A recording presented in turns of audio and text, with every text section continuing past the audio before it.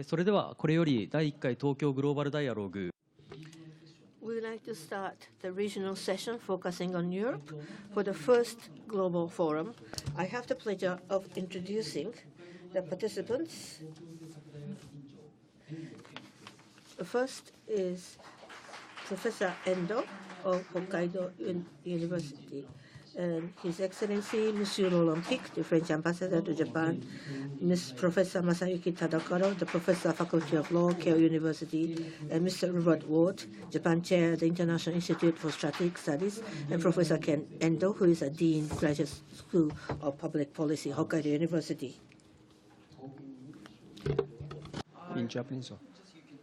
I can choose. So perhaps for the sake of the mutual understanding, I go in English. Is that all right? So this is Ken Endo. Welcome to the regional session Europe. I think for the sake of the time, we can go straight into the topic.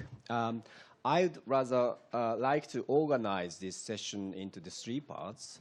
First part, we can talk generally on the theme of the workshop itself. That is the liberal rule-based international order.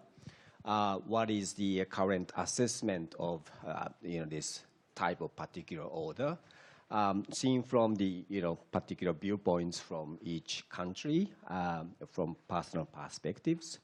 And then we can move into the second part. That is about the analysis of Europe, present state of European Union, what it would be a post-crisis, European Union's role, and then on the last part, in the last part, we can analyze, we can consider the Europe and Japan, what to do, what is the specific tasks and challenges and so on. In the course of this debate, we can go much deeper into the specific issues like, the EU's leadership questions, Franco-German relations, Brexit, of course, and, perhaps EPA, SPA type of things.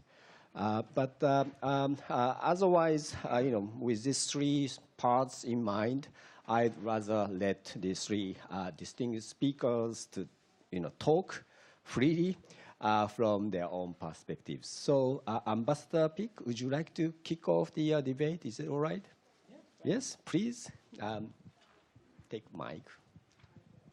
And the first 50 minutes we talk among ourselves, but I will leave as much time as possible to the floor. Please. Well, maybe to give you a kind of impression of what the European Union is now encountering. Well, first of all, you should never forget that the European Union is a political project that has been delivering peace in Europe for more than 70 years. And that is built on also an institutional framework which can deliver a rule-based order, based, of course, on some institutions that play their role, and also by an enforcement mechanism. When you devise rules in Europe, you have to apply them, and if you don't, you have a European Court of Justice, which here to act and to make sure that we deliver the promises that we have made. And this framework has delivered even in very difficult times.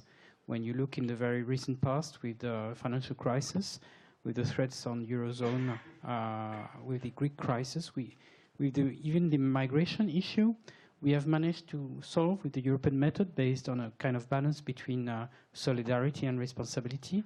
Responsibility means that when we devise commonly some rules, we have to implement them. And solidarity means that if we apply the rules, we are giving our partners some means to enforce them and to deliver the objective that we have set together. And I think what is at stake now is the fact that there has been an increased gap between, of course, the political systems in Europe and the people, because also of the impact of globalization. and the fact that globalization has increased inequalities within our countries and among our member states, and have produced a distance between the people and the politicians. And there are various consequences in different member states. Brexit in the United Kingdom, unstable coalitions in a lot of member states, the Yellow Vest crisis in France last year. So you can see that these gaps are really disturbing what we have been trying to build for the last decades. And that's what we have now to cope with. And how to cope with it, in our view, is to strengthen the way that Europe can deliver on the big issues, how to work better on climate change, how to build European sovereignty in order for Europe to preserve its model rather than having to choose between two other types of hegemonies, whether it is the United States on one hand or China on the other hand. This is really what is at stake. And when you look at the program that the new institutions, and in particular the new Commission, has explained in front of the European Parliament and of the European Council, you see that's really the idea of building a Europe which will be a power and which make it possible for Europe to strengthen the European model in face of what's happening in the rest of the world. Well, thank you, Ambassador. I realize that you just got out of the crisis in Europe and still aim at the strengthening the multilateralism and so on. I just wanted to pose one question. I just returned from the Paris Peace Conference that your government promotes, and I was somewhat shocked by the fact that President Macron was really in the leading stage, on the leading stage. But the main guests were like China's vice president, and Mr. Lavrov was from Russia, and yes, you try to strengthen the multilateralism, given the fact that the United States somewhat gives up this sort of orientations. But I just wonder how do you reconcile this aspiration for multilateralism with the sort of reinforced authoritarianism on the part of Russia and China and so on. Would you like to explain the French position? What sort of world visions are you trying to promote? Well, for us, definitely we should find collective answers to common challenges. And that can only be delivered through a multilateral system, not a multi-bilateral system, as we see it framed by some countries. We think that we have institutions for that. We have WTO for trade. We have the United Nations, which should be at the core of this system. But it doesn't mean that we are a conservative country, that we want to protect the system as it is. We think that this system has been challenged because it has not delivered. And so what we need to achieve now is a reform of the system so that it can deliver. And we also have to adapt the system to the evolution of our world. And we see that it's no longer a game between states. It's also a game including civil societies, corporate companies, various types of organizations. And that's why we want to change the approach as well. We want to build a coalition on a wider basis, and that's also to solve very concrete problems. That's what we have tried to achieve during our presidency of G7, in particular in the framework of the summit in Biarritz, where we have delivered not a long communiqué, a very short one, but also we have delivered a lot of action through this gathering of different type of people, of states, of course, governments, but also civil societies, companies which have committed to fight against, for instance, climate change through the Carbon Neutrality Coalition, through the use of HFC in air conditioning, which is polluting a lot and making it very difficult to fight against climate change, through another coalition, or Business for Inclusive Growth, which is a commitment by companies to enforce sustainability standards, both socially and environmentally, and which gather a lot of companies from all around the world with the support of governments. So this is our new approach of also multilateralism, a multilateralism which delivers and which needs reform. Of course, when you look at the WTO reform, we definitely share some of the concerns of others, like the United States, on how WTO has functioned in the last few years. But what we think is that we should not, throw the baby with the bathwater. We should reform this organization for it to be more efficient, to deliver a level playing field for all. And we have made some proposals, and we have made some proposals also through the European Union, because on trade issues we act as collectively. Well, thank you. I have noticed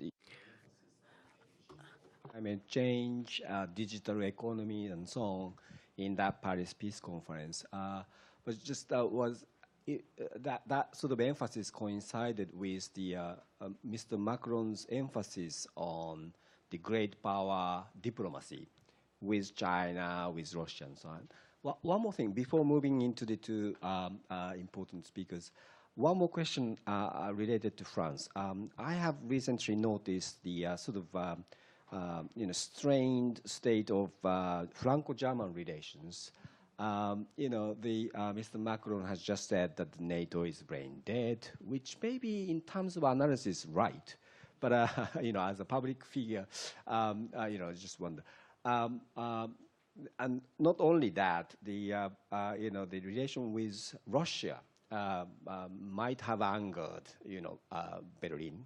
I just wondered, not only that, perhaps also the EU, the attempted enlargement of EU membership to the South Balkan and so on.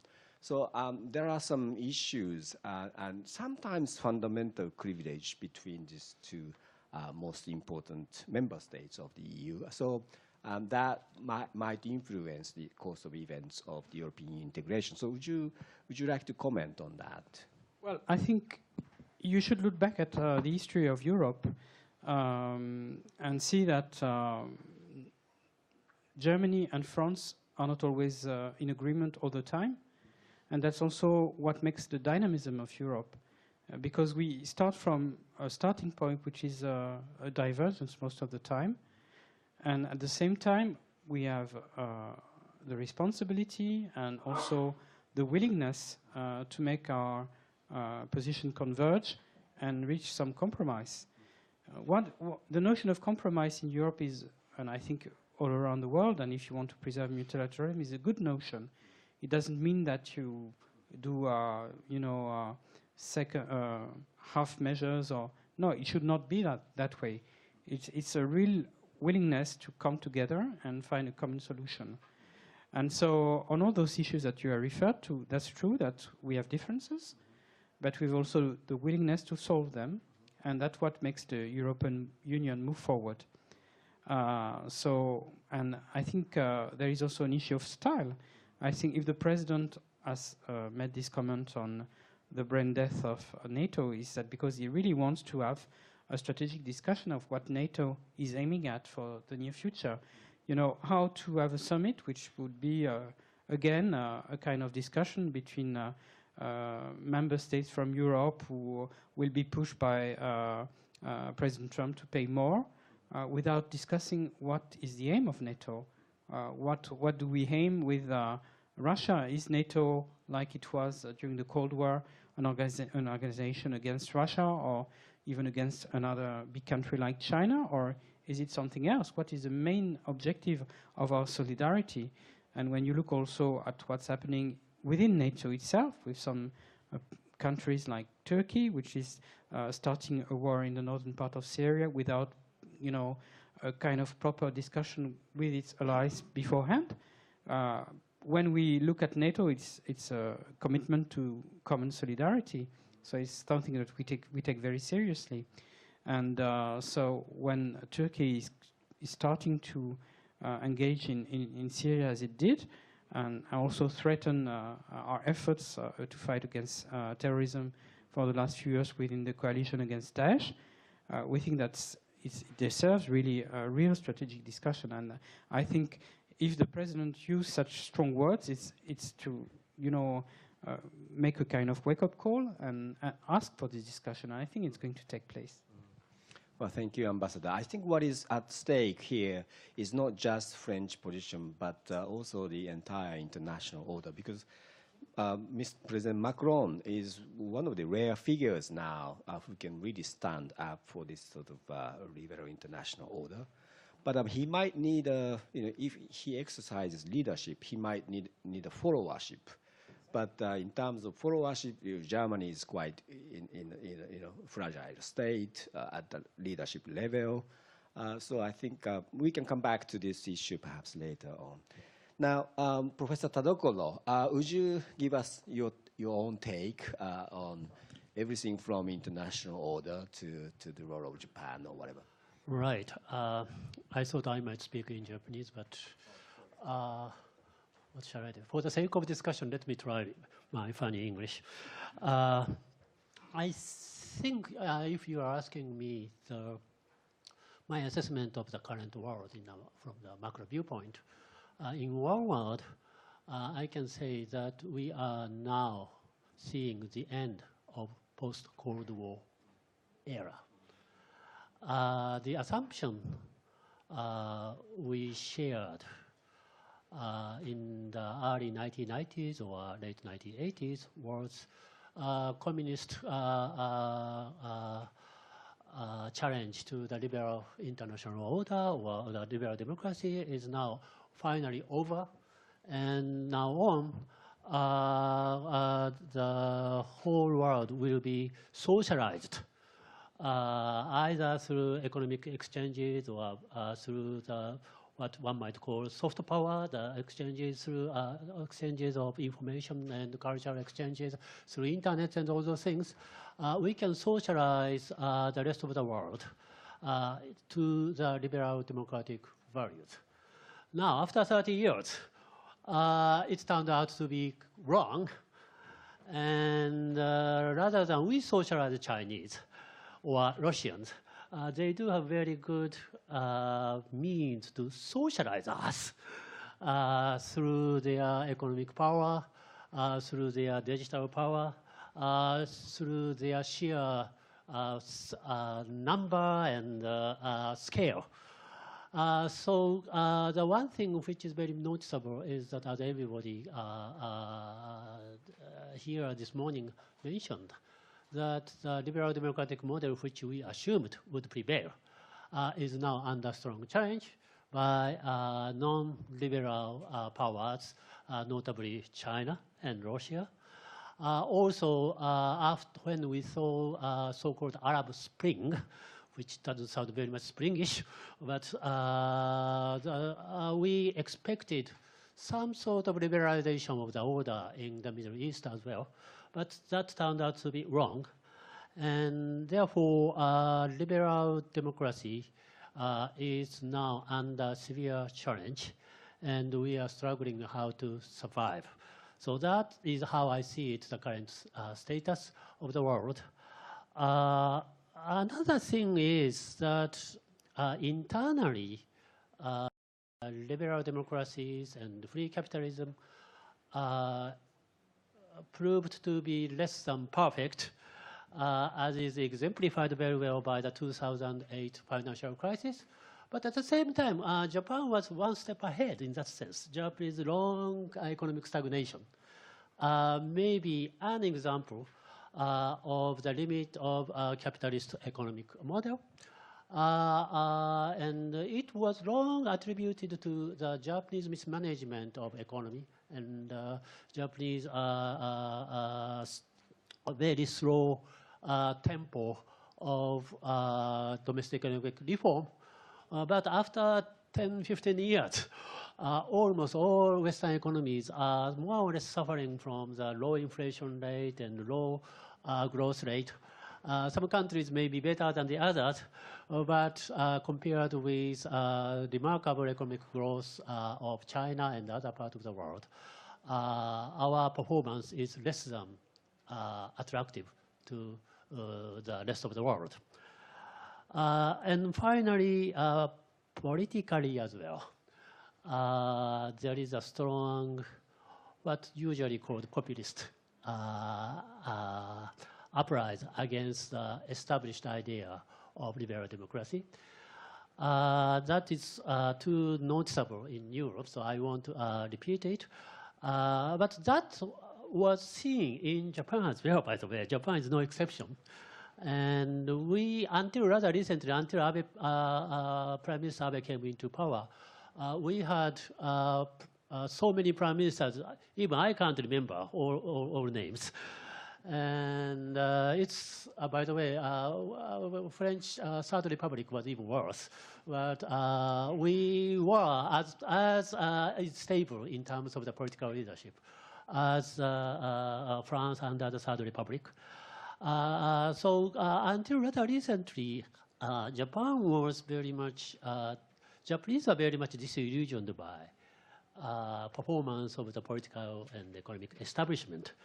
So that is how I see it. So general crisis may be an overstatement, but general challenge to the liberal democratic model of running the world. So the very notion of progressivism, making progressively some more liberal democratic international order as well as domestic orders have been on the demise. And in the meantime, Japan has been somewhat, how to say, getting matured.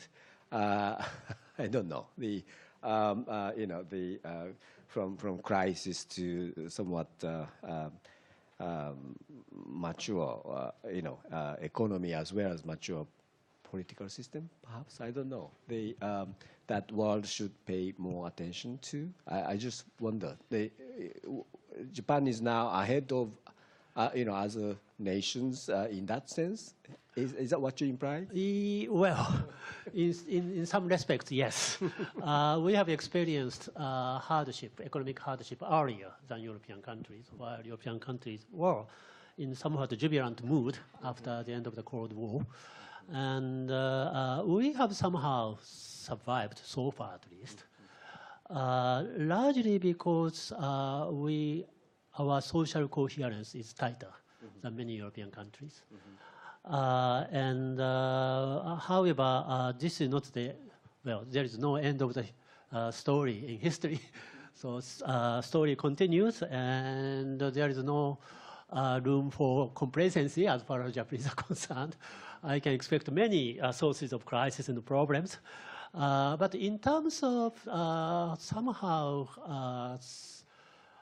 how should I say, putting up with economic hardship, Japan is a step ahead than Europeans. And in terms of the general disenchantment, or in terms of the enormous self-confidence, in terms of the way how we should run our political economic system, I think Japanese may be 10 or 15 years ahead than Europeans. Well, thank you. I really love the sober analysis of Professor Tadokoro all the time. But would you like to? May I pose one more question? This morning, Biremot referred to the residual remaining power of advanced liberal democracies to cooperate, to fight back against the perhaps internally populism, against externally the increasingly authoritarian regimes. Would you share that sort of view? Would you recognize some, remaining, power on the part of, formerly the West? Well, the short answer is yes, but with big qualification. the leader of the West, namely the United States, is now the source of the problem rather than the source of the solution. So we are increasingly exposed to the kind of challenges we have been, let's say, abstaining from since the end of the world. Particularly, that is particularly true to Japan, which was, well, protectorate may be an overstatement. Nevertheless, Japan was a subsidiary ally of the United States for a long time. And we have passed up all the, I wouldn't say all, but a major part of the responsibility in terms of the hard security measures and commissioned them to the United States. Now, Americans are less reliable. And if I am pretty optimistic about the Japanese, the robustness of Japanese liberal democracy. However, if we should be dumped by the Americans, it is a completely uncharted world, and all sorts of hell may possibly break loose. So that's how I see it. Thank you. Perhaps we may come back to this point. Perhaps you too may have a divergent views about the role of European Union. Perhaps we can come back to that point. So Professor Tadokoro referred to the populism type of things, and then we may have to talk inevitably about Brexit as well.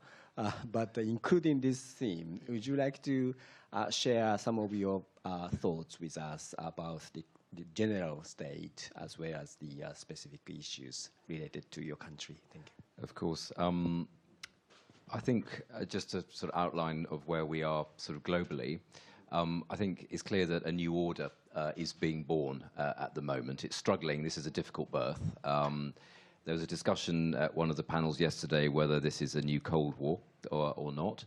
I think obviously this is a debate to be had, but if you consider it as a Cold War, in a sense, you suggest you're fighting the previous battle, and all battles are different.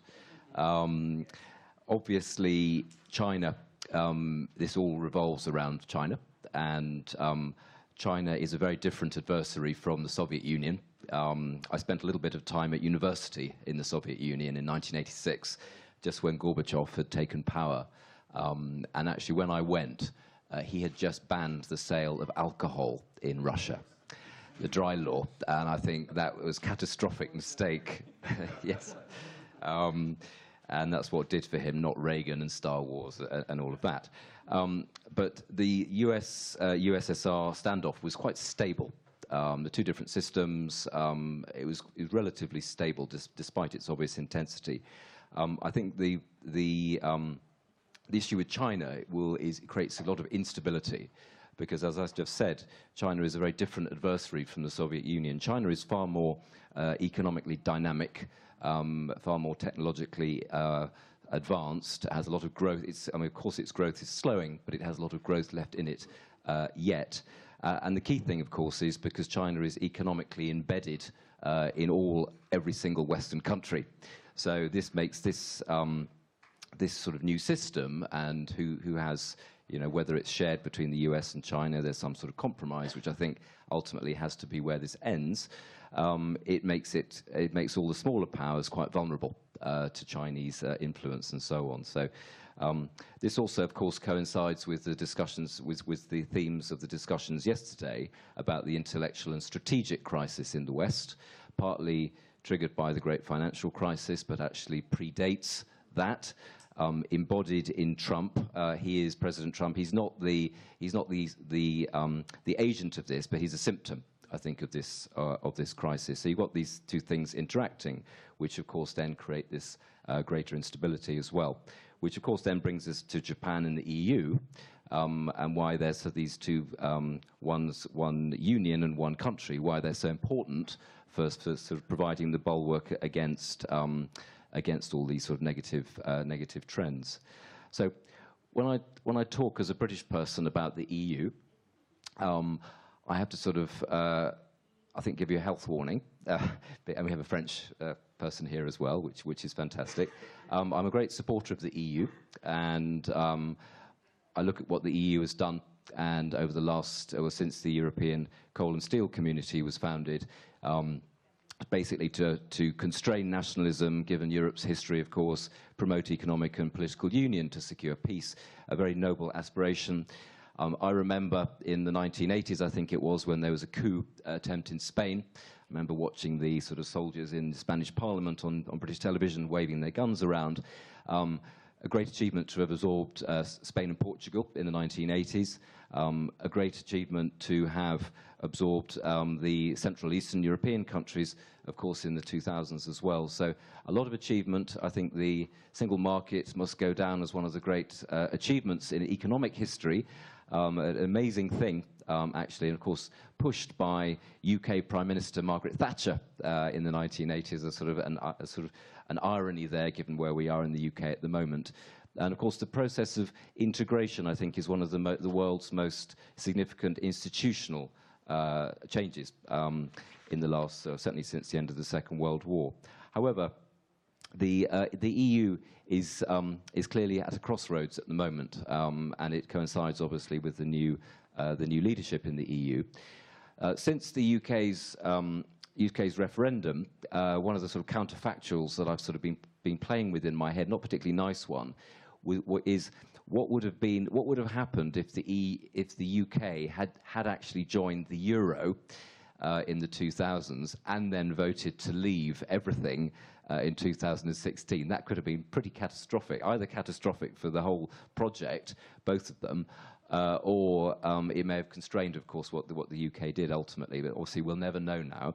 But as I said, at a crossroads, and I think it's there's all the pressures that are coming to the EU now are testing Jean Monnet, of course, the great sort of father of the European project, testing his view that Europe will be forged in crises.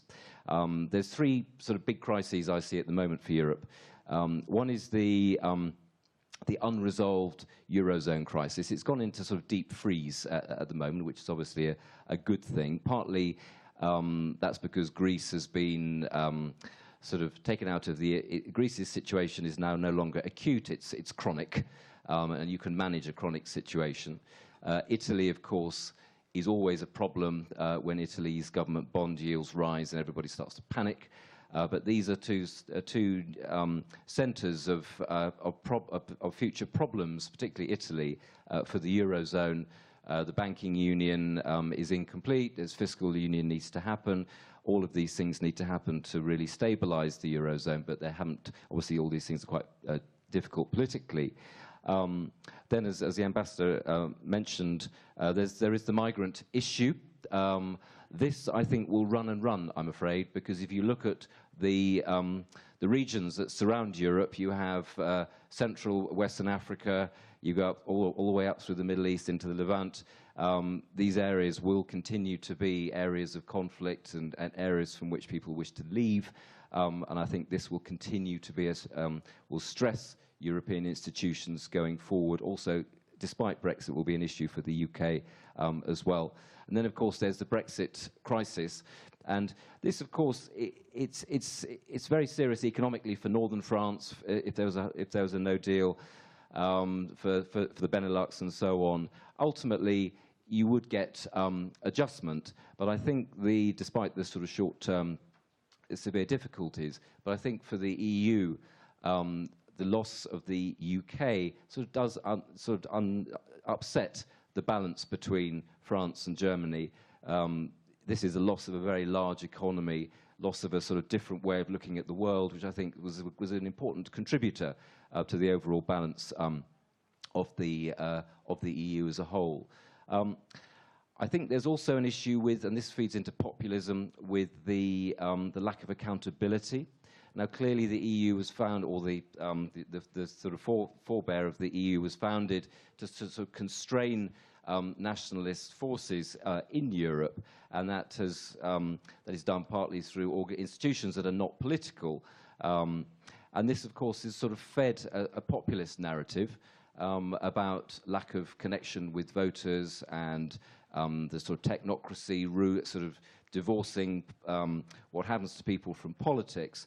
And I think for the new EU leadership team, this must be an absolutely critical thing that they address to sort of reconnect the European project with people, because this populist sort of presence in the EU is terrifically dangerous for the whole thing. Populism is sort of lurks as a sort of shadow behind representative democracy, and it's very toxic for this. And of course, this clearly, obviously, interacts with popular acceptance or not of what the EU is about. So I'll leave it there. So my tour d'horizon of the world and the EU. A welcome contribution of critical empathy toward the European Union, perhaps. I think the crisis recede, but the problems persist. That is how I think I would characterize the current state of European Union. But the EU is not just a collective entity of peace and prosperity, but also of power. If EU loses the UK, I think the EU itself would suffer. But Ambassador, how would you view? Do you have any positive side of this Brexit, or is just only totally in the negative? How would you characterize the future role of the European Union after Brexit? Is it still the pillar of the liberal international order, or could we have your take? Well, first of all, I would like to say that I share a lot of what has been said by Professor Ward. I would like also to congratulate him for talking about Brexit without mentioning the impact on the United Kingdom itself, which is a very, a very interesting approach. But maybe to say something about what you said about populism, I think definitely the issue is that in Europe, the people has a resentment towards the European Union because they don't understand why European Union has not been able to protect them against the adverse impact of globalization. This is the main issue. And that's why President Macron has advocated for building a European sovereignty on a lot of issues, including, for instance, being able to be autonomous in terms of industry in order to be able to compete in the global competition against other states, including China, of course. And that's the result of the policies which have been conducted so far in terms of, for instance, competition policy, which has created sometimes some incapacity to build European giants, companies, able to compete on the global stage. So that we definitely need to change as an approach. As far as Brexit is concerned, to answer your question, I think that France is not happy with Brexit at all. We would have much more preferred the United Kingdom to remain in the European Union. And of course, for us, the UK is a partner with whom we want to continue building on the global stage in order to defend the European values in front of other models. And we consider that also on security and defense, the UK is going to stay a very important partner to us. And we are building on very concrete issues, including on defense capacity. But at the same time, there is a decision which has been made by the British people. It needs to be respected and implemented. And that's, I think, one of the priorities that we have. But we cannot accept, at the same time, the European Union, being kept hostage, I will use this word, by the incapacity of the UK political system to deliver what it has promised to the people. And that's why we think that we should, to some extent, come to a situation where the uncertainty is lifted and when the European Union can proceed without having this UK Brexit to drag on for years. And that's really, I think, one of the priorities also at the moment. Stop this never-ending story and deliver what the British political system has promised to the British people. So may I just answer Ambassador Pic's very reasonable point that I should talk about the impact of the most significant thing to happen in the UK for decades and decades and decades. This is affecting, as I said yesterday, it's a kind of a revolution, and it's if you look at it from outside, you look at it from the narrow prism of EU departure, but it's actually upended everything about the UK. So the constitutional arrangements, the relationship between the legislature and the executive, it's upended political parties. I mean, there's no societies in my village in the UK, when we go to each other's houses, we always enter each other's houses and say we're not going to talk about Brexit. So because it's divided society as well. The ambassador said we don't want to be kept hostage, but the UK is itself a hostage to this. And unfortunately, no matter how Boris Johnson promises to just get Brexit done, there is no such thing, because Brexit is not a moment, Brexit is a process. And Brexit is a process of disentanglement, and of course, and then creating new relationships. And this, particularly in trade, this takes years and years and years. This is not something that will just finish when a deal is done. The road to Brexit, I think, exam questions will be set to children 100 years from now, like what happened to the UK, which was one of the most, had a reputation for stable, sensible, pragmatic governance. And a sort of lesson to everybody, I think, that how quickly, how that sort of stability, how it is actually a very thin veneer, and you just have to take off that veneer, and then you sort of unleash all these things. So what happened to trigger this vote? I think it's partly the governments that we've had, that no one's made a positive case for Europe. I mean, that was egregious, despite some of them actually supporting Europe quite strongly. I think it's a rejection of the over-centralisation of the UK political system since Thatcher. Local governments, sort of the connection between government and people has weakened because of this centralisation. It's partly the lack of trust in institutions that we see globally, then partly you see that, as I've just said, in the EU institutions. It's also, I think, just a strategic, a catastrophic strategic mistake by Cameron. In most countries, if you want to do constitutional change, like Japan, of course, with its Article 9, you have a very high bar to change. Because if you're going to change the constitution of a country, and that's what is in effect happening with Brexit, you need a very high level of consent. But of course, with the UK, the sort of majoritarian system, that was not the case. So you have, and comes to my final point here, which I think hopefully answers your question about why this is taking so long, was because the Leave side, there was no plan.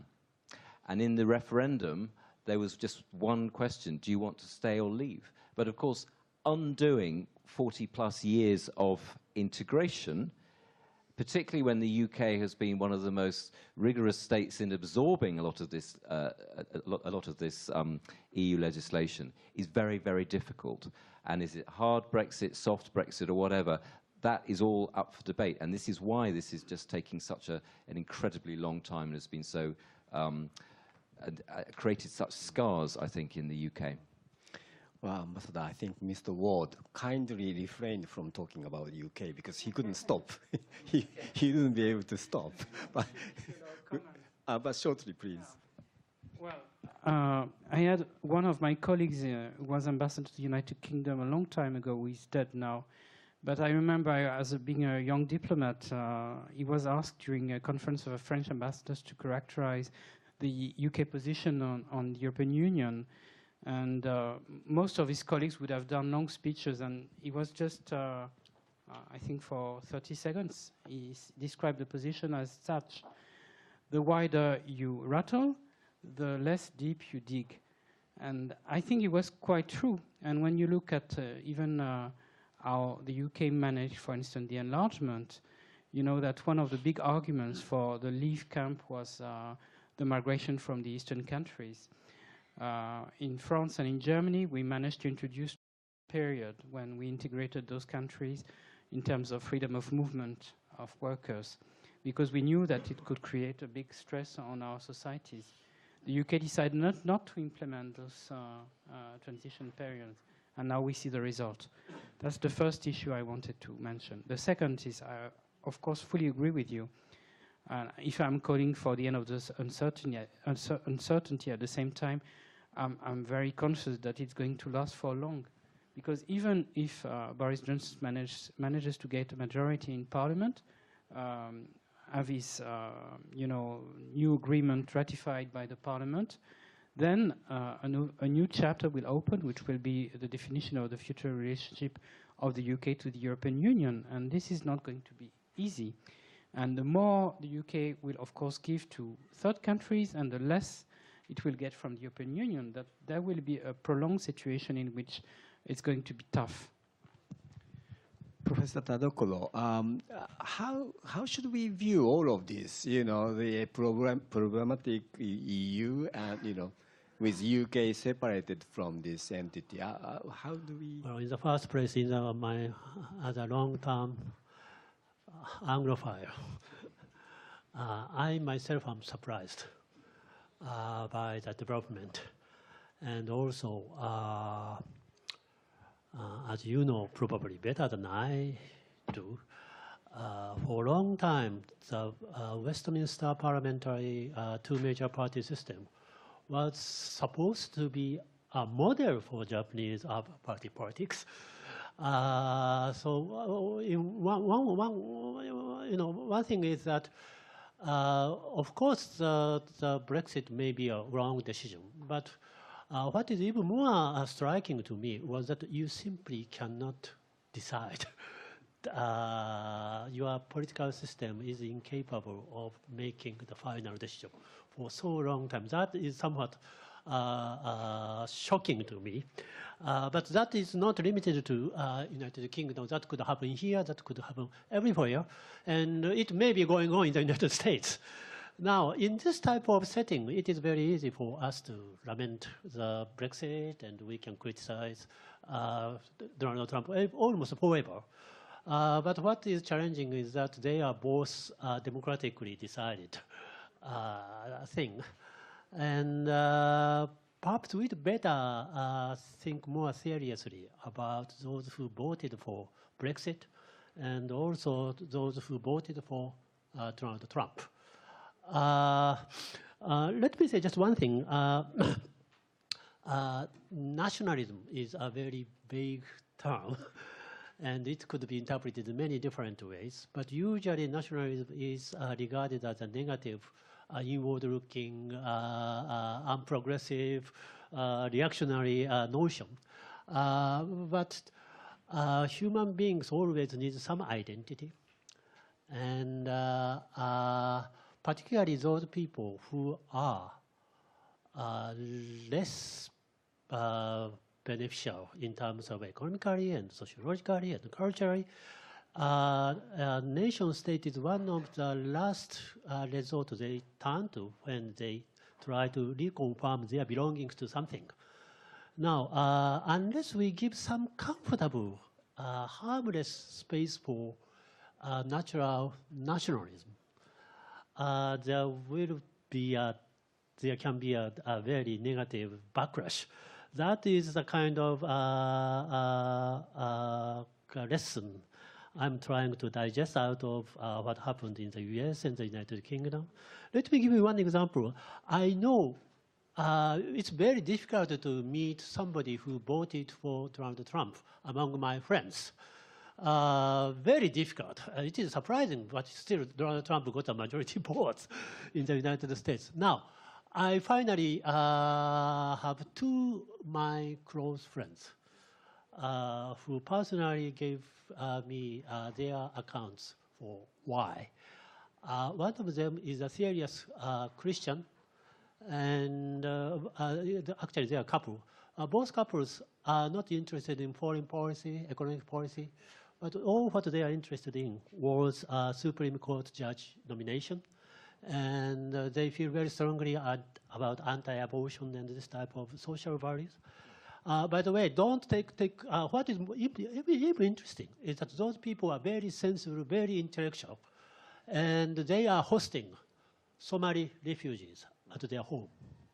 So they are not stupid, they are not racist, they are sensible in every aspect, but they can vote for Donald Trump. Likewise, Brexit, if you are in London, you can't see many who voted for Brexit, particularly among my friends, but I know of only one person who actually is an immigrant from Japan. Surprising, isn't it? But he was a member of the local golf club, and after having a long conversation with golf mates in the old-fashioned club, he was socialized by their idea.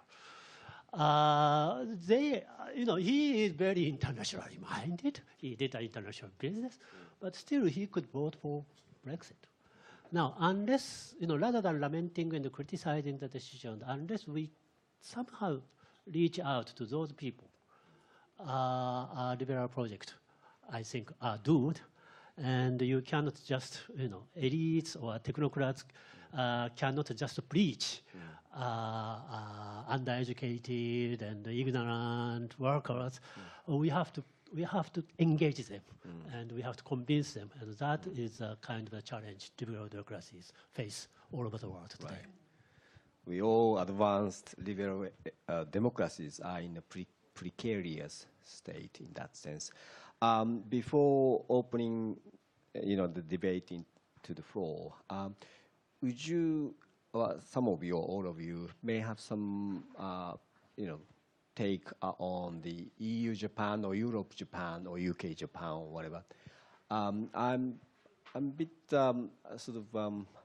divided in myself, between two views. One is that, Europe and Japan is really in excellent condition now after signing EPA, SPA, and so on. But at the same time, we are we have some issues like, our attitude to the United States, China, climate change, and so on. Perhaps briefly, what is your arguments about the future EU, Japan, Europe, Japan, or France, Japan, UK, Japan? Yeah. Briefly, sorry. Well, I think these agreements that we signed are very enthusiastic developments in the relationship between Japan and the EU, and they make it possible for us to what the French president has called for, which is an alliance of goodwill powers to defend their own approach of our societies, and not to have, to fall under one hegemony or the other. Of course, we have different political traditions, and maybe Japan cannot be outspoken as France would be on a very important ally, which is the US. But at the same time, if we are in agreement, we have to act together to promote what we want for our societies. And so we need to commit. So this is what we have to do. And I think the fact that we have now a very strong basis through those agreements, the fact that Japan now is also having a specific dialogue at the European level, which is good. And I think yesterday Prime Minister Abe talked to Mrs. von der Leyen as soon as she arrives in Brussels, which means that Japan has understood that something happens, something is happening also at this level, and which is fully consistent with what we can do between member states and Japan. So for us, it's a very important development, and we aim at, once again, contributing together to this multilateral, legal-based world order. Would you like to add some Very briefly, we may have differences, but we keep talking about common values and shared values and liberal democracy, but we didn't go that far, largely because we are linked by our common ally, the United States, and our geopolitical conditions are so different, and we cannot come to you to help you, and you cannot come to us to defend us from China. And our relationship with the United States and are somewhat different from Europeans because we are much more dependent geopolitically on the United States than Europeans, whereas the Europeans are much more concerned about non-traditionally threats like the refugees and terrorism and climate change and these things. However, both of us share one concern, that is we can afford being, we should be less dependent on the US. And the US is now much less dependable ally, and we have to take up the responsibility which we have somehow avoided for a long time. So is there some area where we can work together in such a hard security field? I think I can think of one, that is Indian Ocean. Both British and French have a significant naval presence in the Indian Ocean, and the Japanese government is pushing forward free and open in the Pacific idea. And neither of us has enormous hard power in the area, but both of us had some capability to invest, and also we do share a vision. What we want is a rule-based, transparent naval sea order on the sea. So we can work together on that field. Also, cyber and space. Space is, again, another possibility, because Japan is one of the few countries that have independent space program. So we need to take up the area of which we have commissioned to the United States and work together.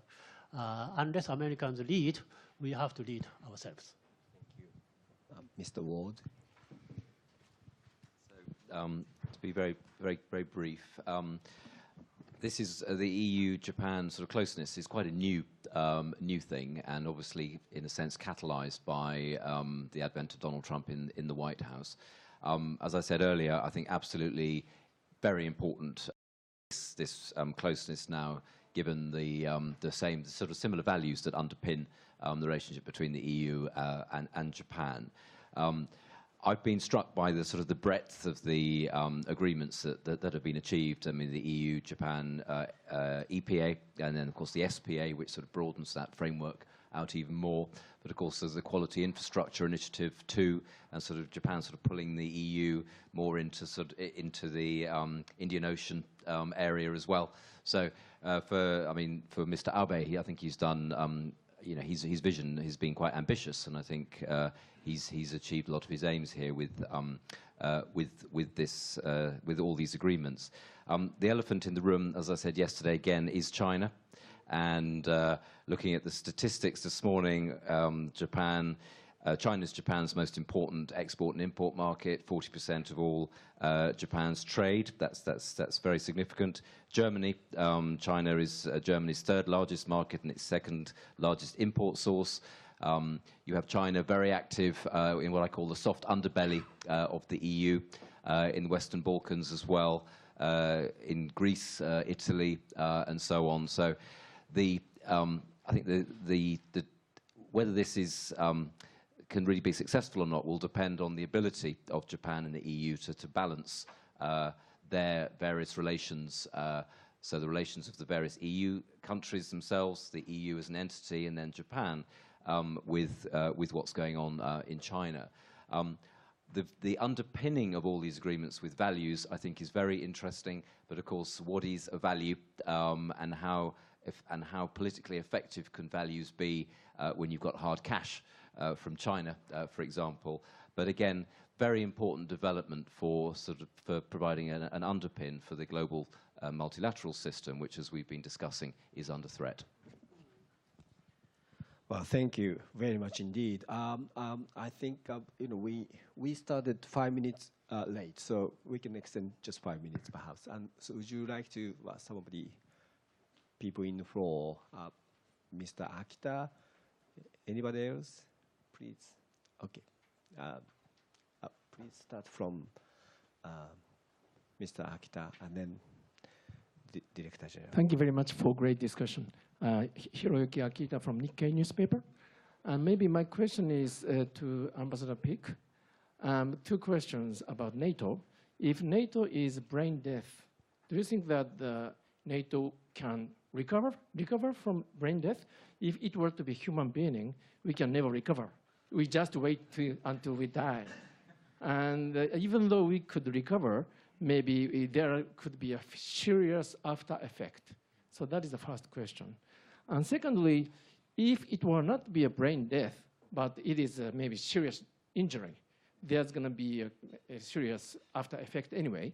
So maybe NATO will be forced to develop its autonomous defense capability more to supplement US. And in that context, is France willing to provide nuclear umbrella to supplement US extended deterrence? Or if not, do you mean that NATO will 100% continuously rely on US nuclear umbrella, though in the conventional area, NATO will develop its autonomous? Maybe second question is also for Mr. Ward. Thank you. I think that in politics, even with brain death, you can recover. No, but really, I mean, this was a way for the president to push for a discussion on what are the objectives of NATO. And this is definitely necessary if we want to come out of the situation where this organization is basically living on the basis of the Cold War, which is not relevant at all anymore. So it means that we have to have a discussion on the relationship to Russia, on what is the top priority of NATO. In our view, it's the fight against terror, about also what we are doing with an ally like Turkey, which is acting without consultation with its partners on vital issues and buying and procuring some defense equipment, which is a challenge to interoperability, which is also a very important aspect of NATO. So we need to have a discussion on all these issues and come out of the, endless discussion on the burden sharing. We are not afraid, as France, on the discussion on burden sharing, because we do our share, as was remembered yesterday in Paris with the 13 soldiers that died in Mali. And in Mali, we are carrying the job for not only for Europe, but also for the world against terror. So we are not only investing in our defense capacities, but we are also using those capacities to really fight. So that's very important for us. And for your second question on nuclear deterrence, definitely France as an independent nuclear deterrence, which it will not share with anybody else. At the same time, what is very important for us in NATO is that we have also this asset as an element of defending our continent against threats. And once again, we have to work on those threats and what are the top priorities for us. And finally, what is very important also is for the Europeans to take more share in their own defense, which is also, to some extent, answering the concern of the United States. And the European partners need to, of course, reach the 2% target. That's one of the elements. But also, really, to take an active participation in what we are doing in order to defend our continents, including on some theaters like Africa or the Middle East. And that discussion we need to have also with the European Union partners and to strengthen this European pillar in the NATO alliance. So we are not saying that we want the death of NATO. On the contrary, if we don't say anything, NATO will die by its own. And what we want to create is a kind of shock to revive NATO, an electrical shock to revive NATO, with having the capacity to discuss the real problems and how we solve them. Mr. Ward, are you going to? So last part of your question, I think. I don't think it's really realistic to expect, if you're thinking about what would NATO look like if the US was not there. The IISS has done some research on this and come up with some numbers, which I don't have to hand, but it's hundreds, to build the capacity, capabilities to replace the US, I think it's hundreds of billions of dollars, and it takes a long time. And I think that's just not politically feasible at the moment. So I don't see any alternative to the US being involved. But obviously, all organisations, they have to evolve, and of course that is NATO is no exception to that. Director General Masaki, please. Thank you, Professor Endo and dear friends. And I have two questions. I don't designate a person to answer. Everybody would like to answer or to make comments on my questions. That would be very welcome. First question is concerning the security and defense, like my previous questioner. NATO, there are many remarks of brain dead and something like that. But anyway, I think the things are more serious than that.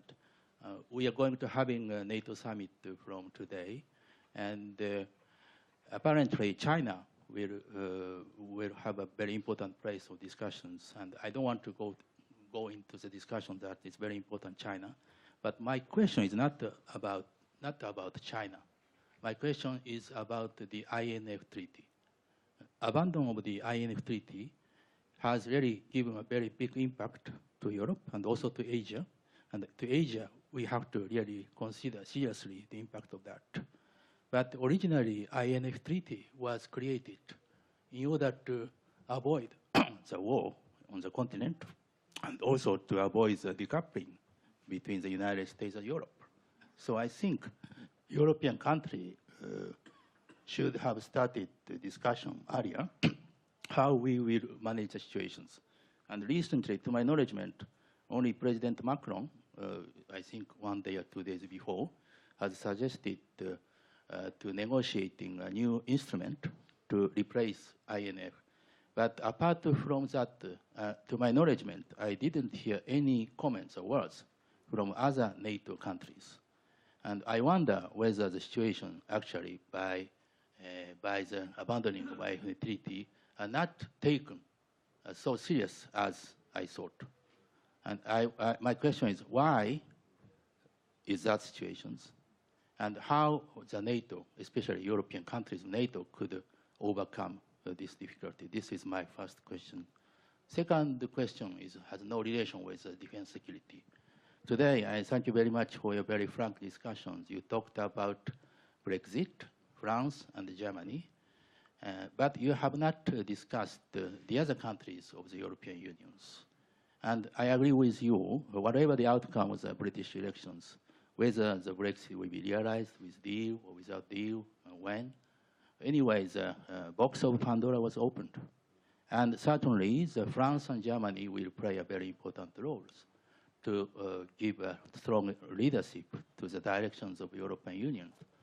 But at the same time, Japan, of course, will support the united, strong Europe.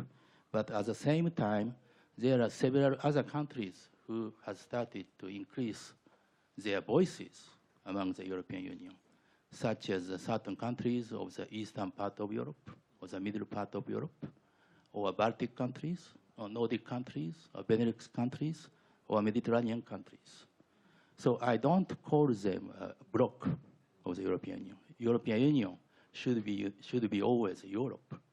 But at the same time, frankly speaking, I think according to the theme, such as, for example, the relation with Russia, the free trade, or the relation with the United States, or the discipline of the budget, maybe some different point of views will be shared by a certain group in Europe.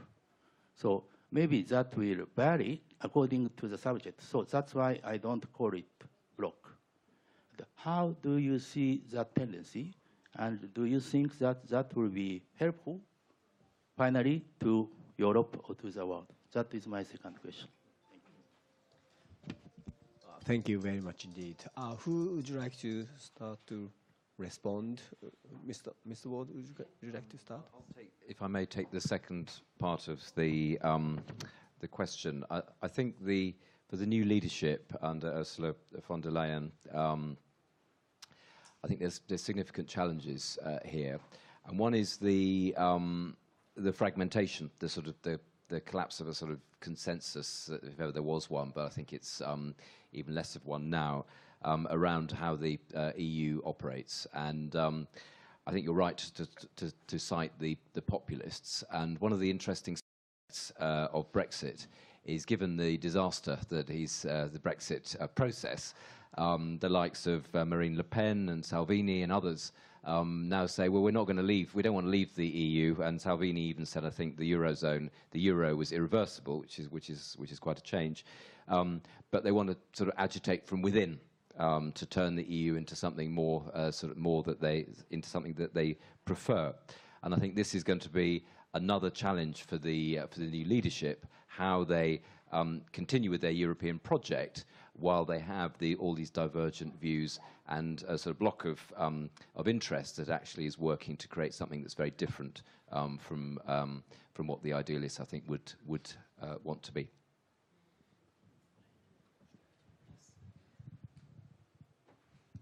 Well, maybe on the INF Treaty, we have spent a lot of time looking at the infringements to this treaty that were done by Russia, and then we were put in a position where we understood that the US would come out of it.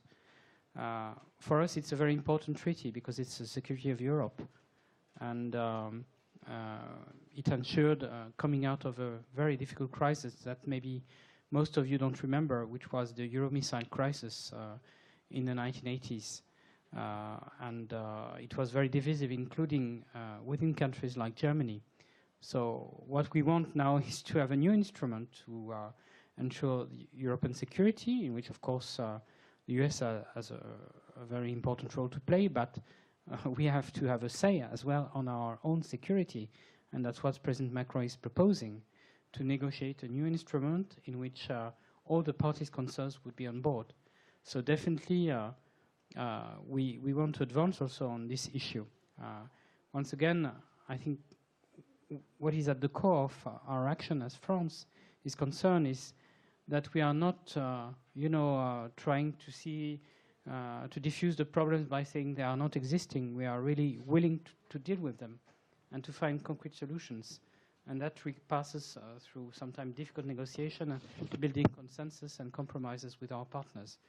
And on the second issue, I think that during all this negotiation for the last few years, everybody was looking at the point where the 27 would divide on Brexit. And this did not happen. And I'm sure it's not going to happen either.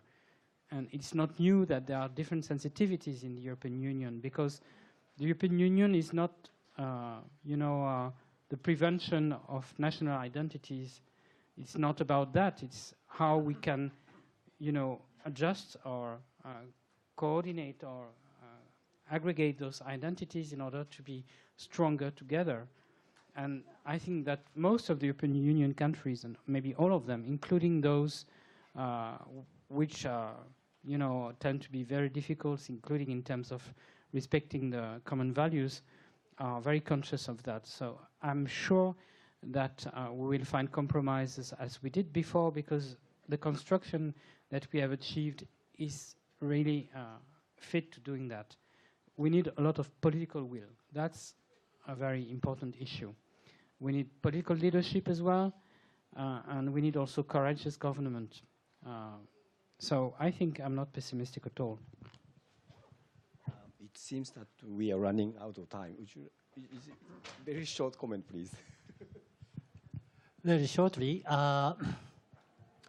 we have been talking about the problem and the challenges, and I do not want to discount them. However, life has never been easy, and Europe has experienced many crises before. And if I conclude my remark by, I think it was a word by Raymond Aron, who said, survival is our hope. And let's not forget how much we have come. We do have, Europeans do have problems. We do have problems. But nobody is talking about, even if European, nobody today is talking about German-French warfare. And even if the UK is out of the European Union, nobody is seriously talking about the serious military confrontation with EU members of the United Kingdom. So we have made many things, and let's not forget it. Well, thank you very much. We just ran out of time and energy, perhaps. And so I just would like to congratulate three speakers. And thank you very much for your participation. Thank you.